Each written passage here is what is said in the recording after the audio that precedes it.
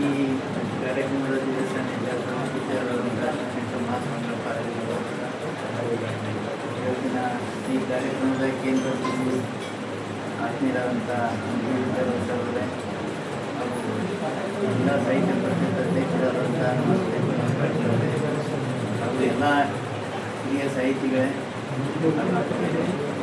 ಇವತ್ತಿನ ದಿವಸ ಭಾಳ ಸಂತೋಷ ಆಗ್ತಾ ಇದೆ.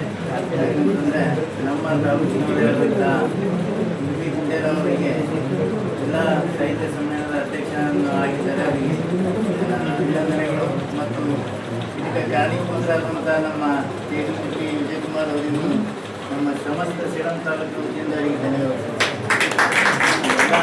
ಆಲ್ರೆಡಿ ಎಲ್ಲ ಸಾಕಷ್ಟು ಸಾಹಿತಿಗಳು ಮಾತಾಡಿದ್ದಾರೆ.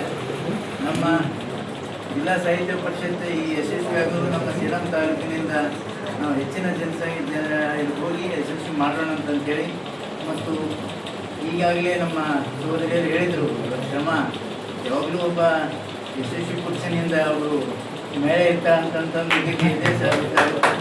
ಇಷ್ಟೆಲ್ಲ ನಮ್ಮ ಜಿಲ್ಲೆಯಲ್ಲಿ ಸಾವಿರಾರು ಸಾಹಿತಿಗಳಿದಾರ. ಆದರೆ ಇಷ್ಟು ಕಮ್ಮ ವಯಸ್ಸಿನಲ್ಲಿ ಜಿಲ್ಲಾ ಅಧ್ಯಕ್ಷರಾಗಿ ಇಷ್ಟೆಲ್ಲ ಮಾಡಿದ್ರೆ ಅವ್ರ ಸಾಧನೆ, ಅವ್ರು ಪಟ್ಟಂಥ ಶ್ರಮ, ಎಲ್ಲಿ ಶ್ರಮ ಇರ್ತದೆ ಕಷ್ಟ ಇರ್ತದೆ ಅಲ್ಲಿ ಮುಂದೆ ಯಶಸ್ಸು ಇದ್ದೇ ಇರ್ತದೆ. ಸಾಕಷ್ಟು ಸಾಹಿತಿಗಳು ಇರ್ತಾರೆ, ಅವ್ರ ಹೆಸರು ನೆನ್ಕೊಳಕ್ಕಾಗಲ್ಲ. ಆದರೆ ಜಿಲ್ಲೆಯಲ್ಲಿ ಒಬ್ಬರು ಗುರುತಿಸ್ಕೊಂಡ್ರಪ್ಪ ಅಂತಂದರೆ ನಿಮ್ಮ ಪಟ್ಟಂಥ ಶ್ರಮ ಮತ್ತು ಇದಕ್ಕೆ ಇವತ್ತು ಯಶಸ್ಸು ಸಿಕ್ಕಿದೆ ಅಂತಂತೇಳಿ ನಾನು ಹೇಳ್ತೀನಿ.